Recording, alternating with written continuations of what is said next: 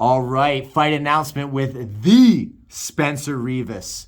It's going to be an incredible fight. Rivas. Rivas. I like the energy of that one. Spencer Rivas. Good flow to it. It's good flow. Man, I'm incredibly excited to be saying your name again in MMA. Your last fight was in April.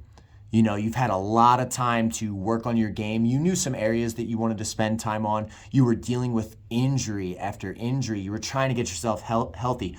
What was that period like, you know, trying to develop, trying to get healthy, trying to get back to the cage? What was that period like? It was just extremely frustrating. When I made my debut the same month that I turned 18, I was hoping to be active and be able to show people what I like to do.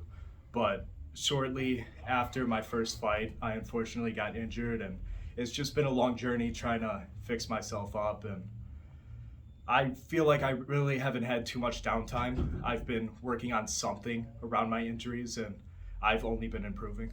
So, what was that time like? I mean, when you have to take 9 months or 8 months out of the cage, you can't compete, you're trying to stay healthy, you're trying to be able to get on the mat and train with your team without getting discouraged. What was that time like? Man, it's just extremely frustrating because I know what I can do in the gym and I know my abilities and how I can fight. And I just want to be able to go out there. And when I say I'm a fighter, I want people to be able to see what I can do and to fight to my potential. And I feel like I'm finally at a point where no injuries are holding me back. Mentally, I'm in the best spot ever. My confidence is through the roof, and I couldn't be more excited to be fighting. Now, you're taking on this opponent at 145 pounds. You're moving up a weight class so that you don't have to do a major weight cut. Like you can make 35, and I mean, it's a process. But at the end of the day, you're like, I don't lack the size. I don't lack the skill. I'm ready to go to 45. So tell me about your opponent, and then give me your thoughts on taking him on at 145 pounds. All I really know is his name is Toby Wellington, and he's Toby Warrington. Toby Warrington.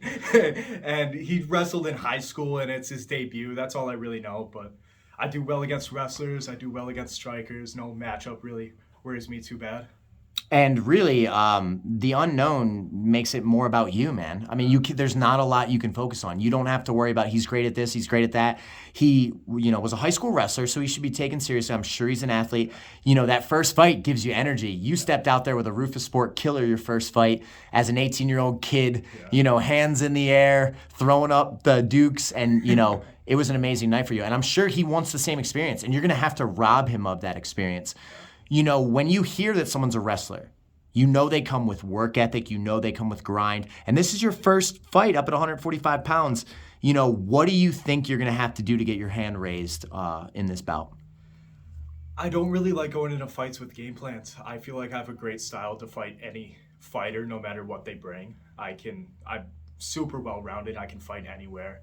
Not worried about it whatsoever. It is up at 45, and I'm significantly bigger than I was last year, so it's not really something I'm worried about. I'm excited to see how my body performs at this new weight because I know in the gym I feel phenomenal. I'm in the best shape I've ever been in my life. No injuries, mentally there, here, every single chance I get. So it's December 18th in Florence, Kentucky. It's a Sunday show, which is super bizarre. Never heard of that. You're on the card with Fallon Johnson. It's for B2 Fighting Series, which you've competed both your bouts for, so you know what they're all about. They run a great show. I got one more question I want to ask you. Right now, you live in a house with 3 other fighters, young dreamers, passionate dudes. What is that like being surrounded by your boys? You're not going home to an empty house and by yourself. You live with a squad of killers. What is that like?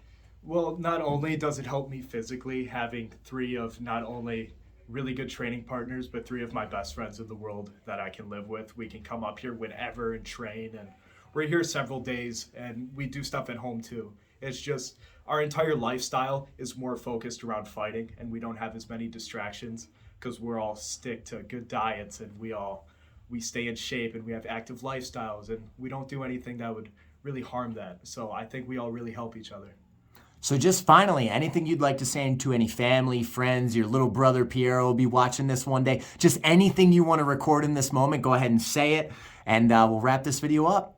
I really hope you can all get the pay-per-view if you can't get down there. I feel the best I've ever felt. It's cliche, but I'll prove it to you.